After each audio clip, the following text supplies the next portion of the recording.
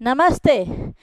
Welcome to Kalpshah GST and export import classes, जहां हम बनाते हैं लीगल कंप्लाइंस और टैक्स कंप्लाइंसेस को सिंपल और प्रैक्टिकल। छोड़िए लीगल चिंता, अपनाइए आपका अपना legal compliance and tax compliance partner legalsahayata.com, जहाँ पे आपको सारी सर्विसेज अंडर वन रूफ मिलेंगी, चाहे वो जीएसटी रजिस्ट्रेशन हो, जीएसटी रिटर्न्स हो, जीएसटी से रिलेटेड रिफंड हो विथ पेमेंट ऑफ टैक्स और LUT model, GST inverted duty structure में भी रिफंड लेना हो तो हम आपको जीएसटी का रिफंड दिलाते हैं, इनकम टैक्स का रिटर्न हो और ऑडिट हो और कंपनी लॉ के कंप्लायंस हो, ट्रेडमार्क रजिस्ट्रेशन हो, एक्सपोर्ट इंपोर्ट से रिलेटेड कोई भी डॉक्यूमेंटेशन हो जैसे AD code registration, certificate of origin, FSSAI का सेंट्रल लाइसेंस लेना हो तो आपको कॉल करना है 800800282250 पे। मैं आपकी tax compliance partner Swati Shah from legalsahayata.com। आज का अपना टॉपिक है foreign direct investment in India, जिसे हम एफडीआई भी कहते हैं। अब एफडीआई होता क्या है दोस्तों? एफडीआई का मतलब है जब कोई फॉरेन इन्वेस्टर या फिर कोई भी फॉरेन कंपनी इंडिया की कंपनी में, ये है अपनी इंडियन कंपनी, इसमें कैपिटल इन्फ्यूज करती है और उस कैपिटल के बदले में ये इंडियन कंपनी या तो फॉरेन इन्वेस्टर, वो इंडिविजुअल भी हो सकता है या वो कंपनी भी हो सकता है, उसको इक्विटी इंस्ट्रूमेंट्स देती है तो उसको कहते हैं एफडीआई। सिंपल। अब ये इक्विटी इंस्ट्रूमेंट्स क्या क्या हो सकते हैं दोस्तों? इक्विटी इंस्ट्रूमेंट में नॉर्मली तो इक्विटी शेयर्स तो आते ही हैं। दूसरा, कंपलसरी कन्वर्टेबल डिबेंचर्स और कंपलसरी कन्वर्टेबल प्रेफरेंस शेयर्स भी आते हैं। अब कंपलसरी कन्वर्टेड डिबेंचर्स और कंपलसरी कन्वर्टेड प्रेफरेंस शेयर का लेमन लैंग्वेज में समझे ऐसे कोई भी इक्विटी इंस्ट्रूमेंट जो इक्विटी शेयर्स में कन्वर्ट हो सकते हैं उसे हम इक्विटी इंस्ट्रूमेंट्स कहते हैं। अब आगे देखते हैं दोस्तों, एफडीआई आता कैसे है। उसके दो रूट्स हैं, एक है ऑटोमेटिक रूट और एक है गवर्नमेंट रूट।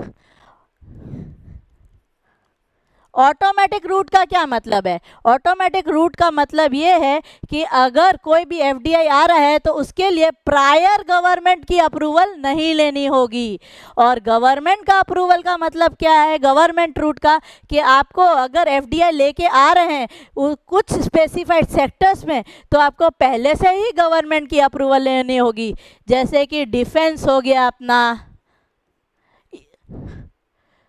टेलीकॉम सेक्टर हो गया, मीडिया हो गया। अगर आप फॉरेन डायरेक्ट इन्वेस्टमेंट इन सब सेक्टर्स में लेके आ रहे हैं तो आपको पहले से ही गवर्नमेंट की अप्रूवल लेनी होगी। और ऑटोमेटिक रूट में मैन्युफैक्चरिंग हो गया जहाँ पे 100% एफडीआई अलाउड हो, ई कॉमर्स हो गया, वो सब ऑटोमेटिक रूट में आते हैं। अब इंडिया को दोस्तों क्या फ़ायदा है एफडीआई लाने का? सबसे पहले तो फॉरेन एक्सचेंज आता है, एम्प्लॉयमेंट जनरेशन होता है, टेक्निकल नो हाउ मिलता है और इंडिया का इंफ्रास्ट्रक्चर डेवलपमेंट होता है। इसी फॉरेन एक्सचेंज से रशिया ने अपने को राफेल दिया तो इंडिया को, आरबीआई को डॉलर चाहिए। अब देखिए इसमें हमने कंप्लायंसेस कौन कौन से करने हैं, तो दो बॉडी इसमें पिक्चर में आती है, एक है आरबीआई कंप्लायंसेस और दूसरा है company law compliances. RBI compliances के अंदर दोस्तों क्या आएगा? एफसीजीपीआर की फाइलिंग आएगी।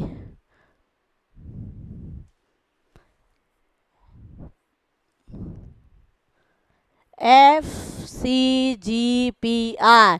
ये फॉर्म हमको RBI के पोर्टल पे फाइल करना होता है, forms.rbi.org। और कंपनी लॉ के कंप्लाइंस में क्या आएगा, सबसे पहले हमको बोर्ड रेजोल्यूशन, फिर MGT 14 विथ EGM रेजोल्यूशन, पास 3, ये कंपनी लॉ के कंप्लाइंस हो गए। बोर्ड रेजोल्यूशन करना है, MGT 14 लेना और पास 3। अब दोस्तों सबसे इंटरेस्टिंग बात, कई बार लोगों को ऐसा लगता है कि फॉरेन डायरेक्ट इन्वेस्टमेंट मतलब फॉरेन एक्सचेंज का पैसा आ गया, उसके बाद से हमको FDI की प्रोसीजर स्टार्ट करनी है, लेकिन ऐसा बिल्कुल नहीं है। FDI मंगाने से पहले ही हमको फॉरेन डायरेक्ट इन्वेस्टमेंट की प्रोसेस स्टार्ट कर देनी होती है। तो अब मैं आपको स्टेप बाय स्टेप गाइड करूंगी कि सबसे पहले हमको क्या करना है, उसके बाद क्या करना है और कौन से पॉइंट पे हमको पैसा मंगाना है। तो सबसे पहला स्टेप है दोस्तों, स्टेप 1, वैल्यूएशन रिपोर्ट। ये आपको IBBI रजिस्टर्ड वैल्यूअर के पास से लेनी है। अब दोस्तों देखिए, ये वैल्यूएशन रिपोर्ट के भी दो पहलू हैं। ये वैल्यूएशन रिपोर्ट हमको है ना FCGPR जो RBI का कंप्लाइंस है उधर भी अपलोड करनी पड़ती है, और यही वैल्यूएशन रिपोर्ट हमको कंपनी लॉ के तहत MGT 14 में भी अपलोड करनी होती है। अभी RBI ने तो बोल दिया कि आप मर्चेंट बैंकर से भी ले सकते हो या किसी और CA से भी आप वैल्यूएशन रिपोर्ट ले सकते हो, बट कंपनी लॉ में कंपलसरी IBBI रजिस्टर्ड वैल्यूअर से ही ये वैल्यूएशन रिपोर्ट लेनी है। तो आप क्यों दो जगह पैसा खर्च करेंगे वैल्यूएशन रिपोर्ट का, डायरेक्ट IBBI वैल्यूअर के पास से लीजिए। अब वैल्यूएशन रिपोर्ट लेने के लिए आपको क्या करना है, वैल्यूएशन रिपोर्ट लेने के लिए आप जो रजिस्टर्ड IBBI वैल्यूअर है उसको आप देंगे आपके फिनेंशियल प्रोजेक्शंस, जो कैश फ्लो है आके जो प्रोजेक्टेड है, आगे आपने भी सोचा है कि इतना इतना हमको हमारा कैश फ्लो होने वाला है, तो उस हिसाब से आप एक डॉक्यूमेंट प्रिपेयर करेंगे फिनेंशियल प्रोजेक्शंस का। और दूसरा है audited balance sheet and P&L as on date, वो आप वैल्यूअर को देंगे और उसके बेसिस पे वैल्यूअर एक इक्विटी शेयर्स की फेयर वैल्यू डिसाइड करेगा। क्या डिसाइड करेगा, फेयर वैल्यू। मैं आपको पूरा फेयर वैल्यू का कंसेप्ट समझा देती हूँ। सपोज करिए वैल्यूअर ने आपकी फिनेंशियल प्रोजेक्शंस और ऑडिटेड बैलेंस शीट के ऊपर से 100 रुपीज़ फेयर वैल्यू डिसाइड करी, पर आपकी कंपनी में आपके MOA में जो नॉमिनल वैल्यू है या फेस वैल्यू है वो लिखी हुई है 10 रुपीज़। अब आपको जो शेयर्स इशू करने हैं वो 100 रुपीज़ पे ही करने हैं। इसका मतलब आप शेयर्स इशू करेंगे 90 रुपीज़ प्रीमियम पे। ओके, अगर वैल्यूअर ने 100 रुपीज़ निकाल के दी है आपकी फेयर वैल्यू, तो ना आप इससे ऊपर ना इससे कम में शेयर्स अलॉट कर सकते हैं। ओके, तो सबसे पहला हो गया, फर्स्ट स्टेप हो गया हमारा वैल्यूएशन रिपोर्ट। अब सेकंड स्टेप है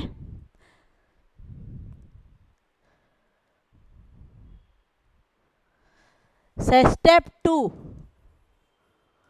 बोर्ड मीटिंग। आपको बोर्ड मीटिंग करनी है। ये जो FDI का प्रपोजल है वो बोर्ड मीटिंग में अप्रूव कराना है। अप्रूव दी प्रपोजल। और जो फेयर वैल्यू जो आपको वैल्यूअर ने लिख के दी है उसको फिक्स कर देना है। अब देखिए दोस्तों, कई बार होता है कि आपकी कंपनी नई इनकॉर्पोरेट हो रही है और नई कंपनी में शेयर्स इशू हो रहे हैं, उसके लिए भी FCGPR जाता है। और अगर कोई कंपनी है जिसमें already existing share holder company में वो ऑलरेडी फॉरेन इन्वेस्टर है और वो शेयर्स वो वापस इन्वेस्ट कर रहा है तो उसको इशू होंगे राइट्स इशू। लेकिन अगर कोई नया बंदा है जिसको हम शेयर्स इशू करने वाले हैं तो उसको इशू होगा प्राइवेट प्लेसमेंट में। अगर हम प्राइवेट प्लेसमेंट कर रहे हैं दोस्तों तो कंपलसरी हमको कंपनी लॉ के कंप्लायंस के हिसाब से MGT 14 फाइल करना है। MGT 14 for private placement. Generally आप देखने आगे देखने जाएंगे तो आपको जो भी नया व्यक्ति है उसको ही शेयर्स अलॉट करने होते हैं, तो उसके लिए आप करेंगे प्राइवेट प्लेसमेंट। प्राइवेट प्लेसमेंट करने के लिए ये बोर्ड मीटिंग हो गई। बोर्ड मीटिंग में हमने FDI का प्रपोजल दिया, हमने फेयर वैल्यू डिसाइड करी, पर हमने देखा कि अरे अभी तो नए व्यक्ति को हमें इशू करना है, इसके लिए तो MGT 14 फाइल करना पड़ेगा। MGT 14 फाइल करना पड़ेगा तो हमको शेयर होल्डर की अप्रूवल लगेगी। शेयर होल्डर की अप्रूवल के लिए और MGT 14 फाइल करने के लिए EGM बुलानी पड़ेगी। तो उस बोर्ड मीटिंग में EGM का नोटिस जाएगा, ड्राफ्ट EGM का रेजोल्यूशन जाएगा, फिर EGM बुलाने के बाद EGM का रेजोल्यूशन पास होगा। ये जो EGM का रेजोल्यूशन पास होगा वो हम फाइल करेंगे MGT 14 में। MGT 14 में 2 अटैचमेंट जाते हैं, EGM नोटिस विथ रेजोल्यूशन और दूसरा है वैल्यूएशन रिपोर्ट। ये हम फाइल करेंगे www.mca.gov.in की वेबसाइट पर। जब तक हमारा MGT 14 का अप्रूवल नहीं आ जाता तब तक आपको पैसे नहीं मंगाने हैं। ध्यान रखिएगा दोस्तों, जब तक MGT 14 का अप्रूवल नहीं आ जाता तब तक आपको पैसे नहीं मंगाने हैं। जैसे ही MGT 14 का अप्रूवल आता है आपको पास 4 देना है। पास 4 आपके इन्वेस्टर को, जो है ऑफर लेटर। एक बार ऑफर लेटर साइन हो गया आपके इन्वेस्टर से, उसके बाद आप आपके कंपनी के अकाउंट में पैसे मंगाएंगे।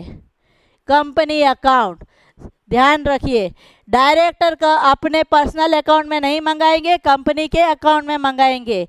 हम अभी कर रहे हैं, समझ रहे हैं इशूइंग ऑफ दी शेयर्स की। ट्रांसफर ऑफ शेयर्स के लिए अलग वीडियो आएगा। अगर डायरेक्टर ने अपने पर्सनल अकाउंट में भी पैसे मंगाए हैं तो उसके लिए FCGPR नहीं जाता, उसके लिए FCTRS जाता है। उसको अपने एग्जिस्टिंग शेयर्स में से फिर ट्रांसफ़र करने पड़ेंगे शेयर्स फॉरेन शेयर होल्डर को। ओके दोस्तों, तो ये रहा, कंपनी के अकाउंट में आ गए हमारा फॉरेन एक्सचेंज।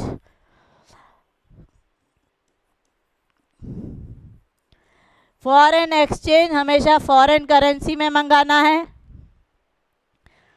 ओके, उसके बाद आता है स्टेप, 2 स्टेप आते हैं उसके बाद। जैसे ही पैसे मंगा लिए उसके बाद 2 स्टेप आते हैं जो आपको साइमल्टेनियसली करना है। पास 3 कंपनी लॉ का कंप्लायंस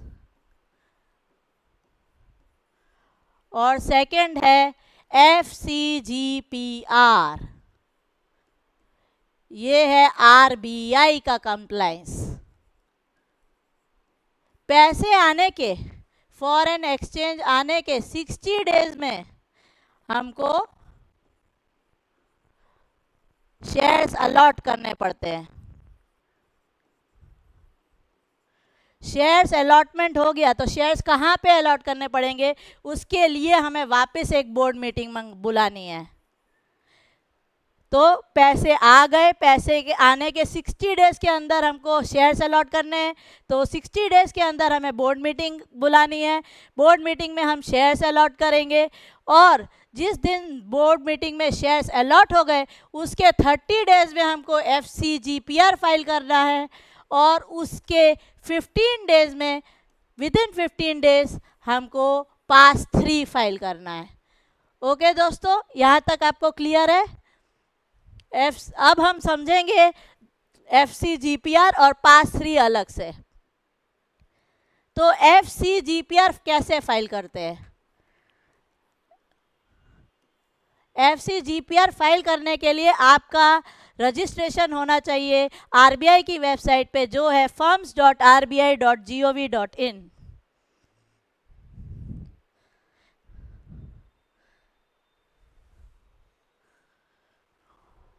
ये है गवर्नमेंट की वेबसाइट। यहाँ पे देखिए दो रजिस्ट्रेशन दिख रहे हैं आपको, न्यू बिजनेस यूजर रजिस्ट्रेशन और entity user registration. Okay, new business user registration, new entity user registration. अब न्यू एंटिटी यूजर क्या होता है दोस्तों? एंटिटी यूजर का मतलब है जो आपकी कंपनी है जिसका सिन नंबर है, या जिस LLP है जिसका LLPIN नंबर है, वो हमको RBI की वेबसाइट पे रजिस्टर करना होगा। तो यहाँ पे आप आपका नाम, फर्स्ट नेम, लास्ट नेम लिखेंगे, जो यूज़र नेम आपको देना है वो लिखेंगे, ईमेल आईडी कंफर्म करेंगे। देखिए ये ईमेल आईडी बहुत ज़रूरी है, इसी ईमेल आईडी पर से आपका कंपनी का रजिस्ट्रेशन होगा। तो जो आपका परमानेंट ईमेल आईडी है, जो आप कभी चेंज नहीं करने वाले, वो ईमेल आईडी आप यहाँ पे देंगे। अब जिस डायरेक्टर को या फिर कंपनी के पर्सन को, CA को या CS को, जो भी आपका ऑथोराइज पर्सन है, उसका यहाँ पे PAN नंबर देंगे, उसका मोबाइल नेम और एंटिटी नेम आएगा। अब अगर कंपनी है तो कंपनी, लिमिटेड लाइबिलिटी पार्टनरशिप है तो वो यहाँ पे कंपनी करेंगे तो सिन नंबर आएगा, और अगर लिमिटेड लाइबिलिटी चूज करेंगे तो LLPIN नंबर आपको देना है। अब जो अगर आपकी कंपनी न्यू दिल्ली में होती है तो उसका regional office new Delhi, Ahmedabad की कंपनी है तो अहमदाबाद, आपको आपकी जो रीजनल ऑफिस है वो सिलेक्ट करना है, और यहाँ पे रजिस्टर्ड एड्रेस आपका एंटिटी का डाल देना है। अब यहाँ पे एक अथॉरिटी लेटर देना है दोस्तों। वो अथॉरिटी लेटर के लिए आप हमको कॉल कर सकते हैं 8008002825 पर। ये अथॉरिटी लेटर जो है वो फर्म्स के यूज़र मैनुअल में भी दिया हुआ है, आपको उसी फॉर्मेट में अथॉरिटी लेटर देना है, और साथ में signed copy of pan card, जो भी ऑथोराइज पर्सन है उसकी साइंड पैन कार्ड आपको लगाना है। ये हो गया एंटिटी यूज़र रजिस्ट्रेशन।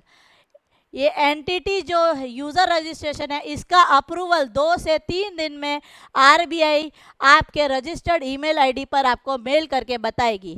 एक बार एंटिटी का यूज़र रजिस्ट्रेशन हो गया, उसके बाद आपको रजिस्ट्रेशन करना है बिजनेस यूज़र में।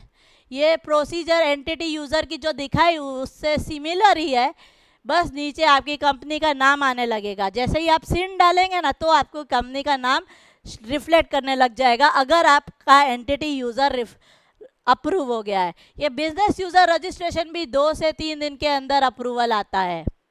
अब देखिए दोस्तों, इसमें एंटिटी यूज़र रजिस्ट्रेशन के लिए एक अलग से ऑथोराइज्ड सिग्नेटरी का फॉर्मेट दिया गया है, और बिजनेस यूज़र के लिए भी साइनिंग अथॉरिटी का फॉर्मेट अलग दिया है। आप एक ही फॉर्मेट दोनों में ना यूज़ करें, ये खास ध्यान रखिएगा। अगर आप सेम फॉर्मेट बिजनेस यूज़र में डाल देते हैं तो आपका रिजेक्शन आता है, आपको फिर वापस से नया एप्लीकेशन करनी पड़ेगी।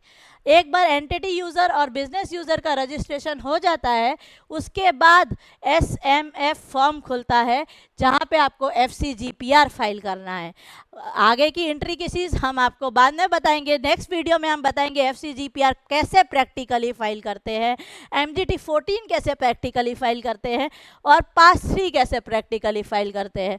अब आ जाते हैं हमारा जो दूसरा टॉपिक है, पास 3। ये हो गया FCGPR का कंप्लाइंस, जो FCGPR पैसे आ जाने के 60 डेज में अलॉटमेंट करना है। 60 डेज अलॉटमेंट, और उस अलॉटमेंट के 30 डेज में FCGPR फाइल करना है। जो 60 डेज का अलॉटमेंट बोर्ड मीटिंग की डेट की लास्ट डेट है, और ये 30 डेज में फाइल करना है आफ्टर बोर्ड मीटिंग। दूसरा मैंने आपको बताया पास 3। पास 3 को रिटर्न ऑफ अलॉटमेंट कहते हैं, जो MCA की वेबसाइट पे करना होता है, mca.gov.in। ये रिटर्न ऑफ अलॉटमेंट है। अब इसमें क्या क्या अटैचमेंट आपको देने हैं दोस्तों, सिंपल है। एक देना है list of allottee,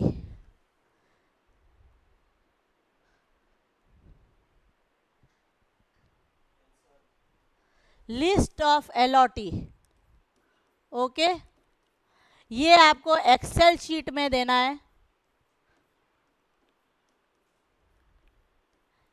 board resolution जो आपने बीआर दिया अलॉटमेंट का, वो बीआर देना है। वैल्यूएशन रिपोर्ट लगानी है, वेरी सिंपल।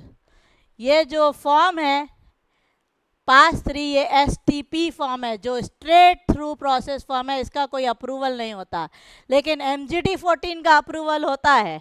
इसलिए एक बार तो चलिए आप भूल गए पास 3 फाइल करना, वो आपको डिलेड या पेनल्टी के साथ भी फाइल कर सकते हैं, लेकिन एमजीटी 14 का अप्रूवल आता है दोस्तों, वो अगर मिस कर गए तो आपको भारी पेनल्टी पे करनी पड़ सकती है। और एमजीटी 14 का अप्रूवल आ जाने के बाद भी, मैं वापस रिपीट कर रही हूँ, उसके बाद ही पैसे मंगाने हैं। ये गलतियाँ काफ़ी लोग करते हैं और फिर भारी भारी पेनल्टी भोगनी पड़ जाती है। और दूसरा, अब मैं चलती हूँ कि कॉमन मिस्टेक्स क्या क्या हो जाती है लोगों से ये फाइलिंग करते वक्त। वैल्यूएशन रिपोर्ट, सबसे पहली मिस्टेक, वैल्यूएशन रिपोर्ट। आपको भले ये आईबीबीआई रजिस्टर्ड वैल्यूअर ने साइन करके दी है, लेकिन फिर भी आपका फर्ज बनता है कि आप चेक करें कि उसने बराबर से वैल्यूएशन रिपोर्ट दी है। जो कंक्लूजन सेक्शन में उसने निकाल के दिया है, सपोज करिए ये कंक्लूजन में उसने बोला 90 रुपीज़ प्रीमियम, 100 रुपीज़ पर शेयर, उसने कंक्लूजन में क्या लिख दिया दोस्तों, 100 रुपीज़ पर शेयर, लेकिन ऊपर उसने कैलकुलेशन की है, ये जो कंक्लूजन के ऊपर उसने जो कैलकुलेशन करके निकाला है ना दोस्तों, अगर उसने उधर लिख दिया 100.2 और इधर राउंड ऑफ वैल्यू दे दी, तो इस राउंड ऑफ वैल्यू के चलते भी दोस्तों आपका एफसीजीपीआर रिजेक्ट हो सकता है। तो आपको ये बहुत खास ध्यान देना है। दूसरा, जैसे ही एफडीआई आता है, आपको तुरंत बैंक के पीछे पड़ना है, मेरे को केवाईसी दो कस्टमर का, 6 पॉइंट केवाईसी कहते हैं दोस्तों उसको। इसका फॉर्मेट आरबीआई के यूज़र मैनुअल में आपको मिल जाएगा, और अगर आपको हमसे चाहिए तो आप कॉल करें 8000028250 पर। और दूसरा है FIRC, ये आपको बैंक के पीछे लगना पड़ेगा दोस्तों, पीछे लगना पड़ेगा, हाँ, क्योंकि बैंक कई बार बहुत, हमें पता है इंडियन बैंक्स कैसी हैं, नाम नहीं लेना चाहेंगे, आप समझ सकते हैं। फॉरेन इनवर्ड रेमिटेंस, ये अब इसमें भी खास ध्यान दीजिएगा दोस्तों। Foreign inward certificate, inward remittance certificate, ये दो चीज़ें हैं जिसकी वजह से भी हमारा एफसीजीपीआर रिजेक्ट हो सकता है। फॉरेन इन्वेस्टर ने पैसे भेजे, करेक्ट, उसको वहाँ पे रीज़न फॉर रेमिटेंस लिखाना पड़ता है। रीज़न फॉर रेमिटेंस होना चाहिए foreign direct investment in India. अगर उसने ये लिखाया है और बैंक ने कुछ और ही एफआईआरसी में रीज़न ऑफ रेमिटेंस दे दिया तो नहीं चलेगा। अगर बैंक ने केवाईसी में रीज़न ऑफ रेमिटेंस कुछ और लिख दिया तो वो भी नहीं चलेगा। यहाँ एफडीआई देते वक्त जो उसने लिखा था ना, वही केवाईसी में भी होना चाहिए और वही एफआईआरसी में भी होना चाहिए। ये आपको खास ध्यान देना है। कई बार बैंक ऐसी मिस्टेक कर देती है, टाइप टिप क्लैरिकल मिस्टेक कह लो या जो भी कह लो, तो उस वजह से भी हमारा एफसीजीपीआर रिजेक्ट हो सकता है। और दूसरा, केवाईसी में भी कई बार कॉपी पेस्ट बैंक करती है, ऐसा कुछ कुछ गलतियां हो जाती है बैंक से, तो आपको केवाईसी का डॉक्यूमेंट और एफआईआरसी बहुत अच्छे से चेक करना है। अब एफसीजीपीआर में दोस्तों और क्या क्या अलग से डॉक्यूमेंट लगते हैं वो मैं आपको बता देती हूँ। एफसीजीपीआर का सबसे प्राइमरी डॉक्यूमेंट तो मैंने आपको बताया, केवाईसी है, नो योर कस्टमर। इसमें डिटेल आएंगी इन्वेस्टर की, जो आपकी बैंक है आपको, हाँ खास ध्यान देना है, जो आपकी बैंक है वो एडी बैंक होनी चाहिए। जो आपकी बैंक है वो कौन सी होनी चाहिए, ऑथोराइज डीलर बैंक होनी चाहिए। ये ऑथोराइज डीलर आपकी जो बैंक है ना, वो आपका जो इन्वेस्टर है जिसने पैसे भेजे थे उसकी बैंक को कांटेक्ट करेगा और उसकी बैंक डिटेल्स भेजेगी आपकी बैंक को। तो ये प्रक्रिया आप समझ रहे हैं, यहाँ से फॉरेन की बैंक जाएगी, वहाँ से वो इन्फॉर्मेशन देगी, इसलिए केवाईसी आने में दोस्तों कई बार डिले हो जाता है, इसलिए आपको आपकी बैंक के पीछे लगना पड़ेगा। और FIRC वो तो खैर आपकी बैंक आराम से दे देगी, FIRC लेना होगा। थर्ड डॉक्यूमेंट है वैल्यूएशन सर्टिफिकेट, जो मैंने आपको बताया, आपको IBBI वैल्यूअर से लेना होगा। हाँ, इसमें भी कई बार लोग गलती कर देते हैं, 6 महीने पहले की वैल्यूएशन रिपोर्ट लगा देंगे, ऐसा नहीं चलेगा, लेटेस्ट होने चाहिए। 6 महीने से तो ज़्यादा की लेट नहीं होनी चाहिए, और प्रेफरेबली 30 डेज़ की हो तो बहुत अच्छा है, पर 6 महीने से ज़्यादा की अगर वैल्यूएशन रिपोर्ट होगी तो भी आपका FCGPR रिजेक्ट हो जाएगा। चौथा है CES सर्टिफिकेट। आपको एक कंपनी सेक्रेटरी को कांटेक्ट करना है और उसके पास से CES का कंप्लायंस सर्टिफिकेट लेना है। ओके। तीसरा है, अगर आपका फ्रेश सब्सक्रिप्शन वाला शेयर्स है, फ्रेश कंपनी है और सब्सक्राइब हो रहा है MOA को, तो MOA भी लगाना पड़ेगा। इसमें पास 3 अटैचमेंट में है या फिर बोर्ड रेजोल्यूशन, आप दोनों में से कुछ भी लगा सकते हैं। यहाँ पे देखिए, इसलिए पास 3 का कंप्लायंस करना है, ज़रूरी हो जाता है। कंपनी लॉ का कंप्लायंस यहाँ RBI में आया, आपको पास 3 लगाना है। और डिक्लेरेशन बाय डायरेक्टर, ये डिक्लेरेशन का फॉर्मेट भी फर्म्स के यूज़र मैनुअल में दिया हुआ है, जो हमेशा चेंज होता रहता है, तो आपको यूज़र मैनुअल ढंग से देखनी है, उसी के अकॉर्डिंगली आपको ये डिक्लेरेशन बाय डायरेक्टर्स लगाना है। ये डायरेक्टर्स का डिक्लेरेशन आपकी कंपनी के लेटर हेड पे होगा, साइन एंड स्टैम्प्ड। ओके दोस्तों, तो ये हो गया FCGPR। मैंने आपको पास 3 भी बता दिया, MGT 14 भी बता दिया। MGT 14 और पास 3 फाइल होगा MCA की वेबसाइट पे, mca.gov.in, और FCGPR फाइल होगा RBI की वेबसाइट पे firms.rbi.org.in। अब देखिए दोस्तों, एक बार पैसा आ गया, ये सारे कंप्लायंस कर लिए, फिर भी बैठ नहीं जाना। हमने सोचा FCGPR तो फाइल कर दिया, RBI का कंप्लायंस हो गया, नहीं, उसके बाद एक लास्ट में कंप्लायंस आता है FLA return, foreign liability and assets return. ये भी RBI की वेबसाइट पे होता है, इसका एक अलग पोर्टल है FLA का, वो भी मैं आपको नेक्स्ट वीडियो में डिस्कस करूँगी। लायबिलिटीज़ एंड एसेट्स रिटर्न, ये भी नेक्स्ट ईयर फाइल करना होगा 31 जुलाई तक से पहले। ओके दोस्तों, तो हमने देखा, सारे कंप्लायंसेस देखे, सब कैसे कैसे FDI मंगाते हैं, मंगाने से पहले क्या करना है, मंगाने के बाद कौन से कंप्लायंसेस करने हैं।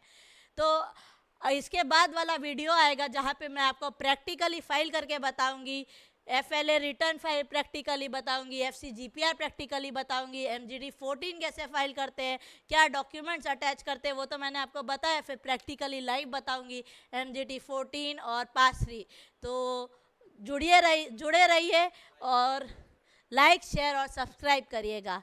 Thank you.